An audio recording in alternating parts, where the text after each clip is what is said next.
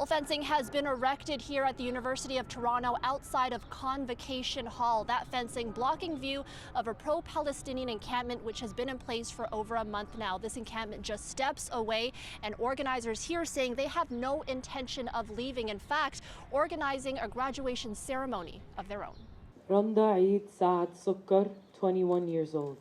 The names of Palestinian students killed in Gaza read out loud one by one as symbolic diplomas are handed out and laid with flowers on empty chairs.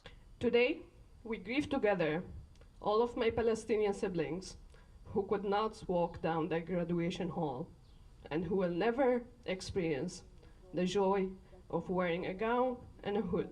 Dozens gathered for the demonstration adjacent to Convocation Hall. Members of the encampment joined by other students and some faculty, their voices echoing through speakers just hours before the first convocation ceremony was set to begin.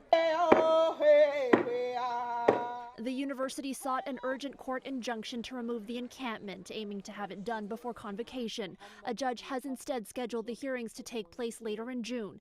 In a statement today, a spokesperson for the school writing, quote, "We acknowledge the pain and suffering felt by those impacted by the conflict in the Middle East. With that in mind, we hope everyone will allow our graduating students to have their moment without disruption or interruption." What would you say to those families and students who are worried about the disruption? That our focus is on the negotiation and our focus is on our demands being met, and that Palestine flags on a fence should not be threatening. Meanwhile, a number of Jewish organizations also speaking out today, alleging anti-Semitic incidents connected to the encampment. Members of the campus community, including Jews, Israelis, and those who simply believe in the right of the State of Israel to exist, shouldn't be blocked from sharing common spaces on their campuses. They shouldn't have to walk through their campus seeing signs that tell them to go back to Europe or encourage resistance by any means necessary. The Jewish groups have filed and been granted intervener status at the upcoming hearing, meaning they will be presenting arguments on the issue.